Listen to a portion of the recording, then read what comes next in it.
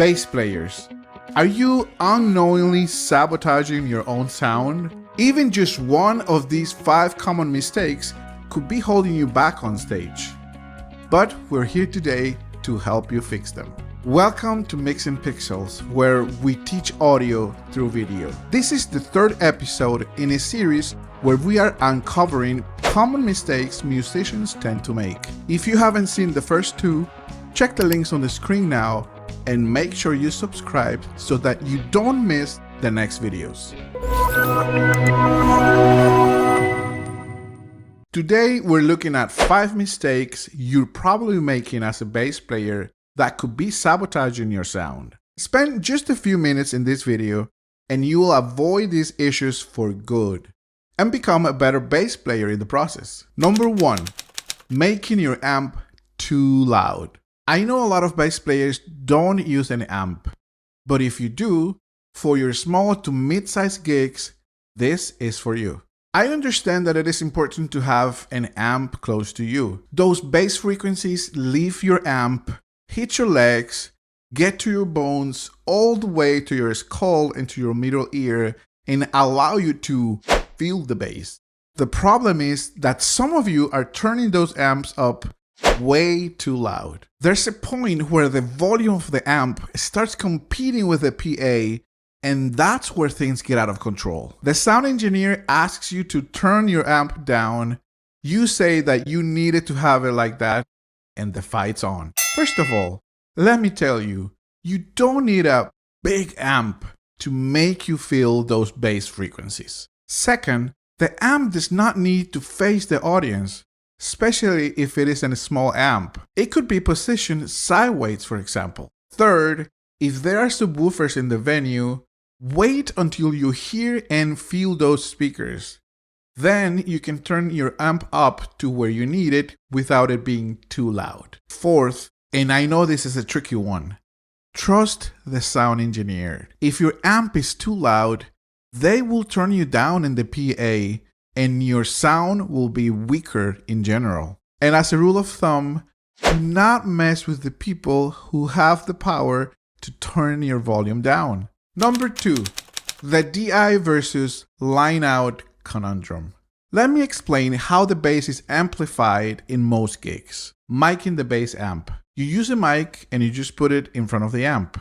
Very common technique, but mainly used in bigger venues as a lot of the room and stage can bleed into that mic.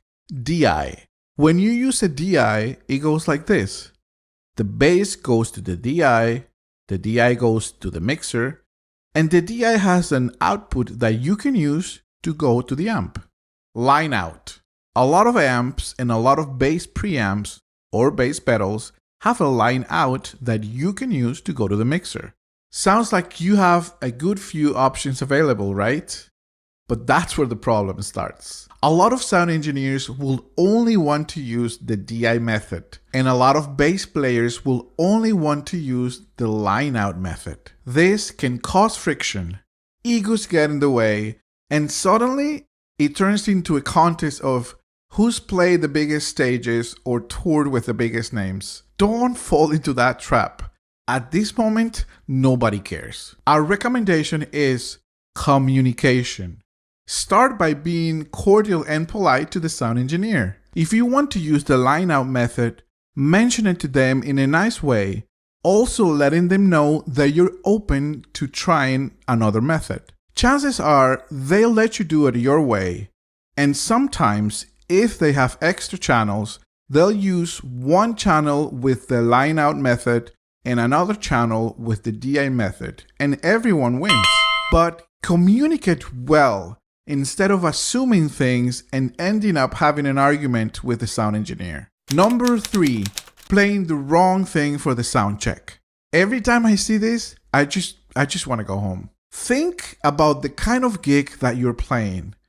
Why is this important for sound check? Because the sound engineer's goal is to make you sound as good as possible for the style of music that you're playing. They will decide how to shape your tone by adjusting bass frequencies, setting up low and high pass filters, EQ in problem areas, and compressing based on that sound. all tailored to fit the genre of the gig. So if you're playing a rock gig and you're using a pick and a fuzz pedal, and the whole gig will be like this, the sound engineer will EQ and compress based on that sound. If that's the case, then why are you slapping the bass like Flea from Red Hot Chili Peppers? Are they bass slap parts on your setlist? No? Then don't play that for soundcheck. Will you be doing a solo during the show where you will be playing the high notes on the bass? No? Then don't play that for soundcheck. Everyone is on a tight schedule. Ain't nobody got time to hear you play Amazing Grace by Victor Wooten while you soundcheck. Play parts of what you're going to play during the show. Number 4, not testing all your gear during soundcheck. I understand that some bass players just connect to the amp or to the DI and they're ready to go. Others have bass preamps, overdrive pedals, fuzz pedals, boosters, octavers, and so on. Please make sure you test those during soundcheck, not only to get a good mix and a good volume among them, but also so that the sound engineer knows exactly what you will be using and they can adjust your EQ, your gain, and compression accordingly. If you didn't test the pedal during soundcheck, don't use it for the gig, please. This sabotages the sound of the main PA, the in-ear mixes, and with that, everyone's listening experience. Number 5, changing the volume of your amp or preamp after the soundcheck.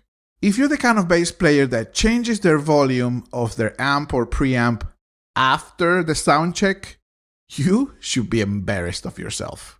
I am serious. A lot of bass players think this way. I will soundcheck at this particular volume, but then for the gig, I will turn up my amp or preamp, just so that I can get ahead of the sound engineer. Wrong.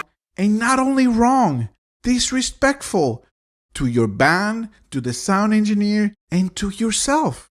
This will not work because the minute you turn yourself louder, you ruin your, and worse, everyone else's monitor mix. The sound engineer will notice the increase and simply reduce your volume so that the sound is balanced overall. Or if needed, mute you in the main mix. Don't try to be sneaky. If you're concerned about the volume of your bass in the room, communicate this politely to the sound engineer to find a solution. So, did we miss any bass players' mistakes in our top 5? Let us know in the comments. Next up, drummers. Check out this video to know what you are doing wrong as a drummer.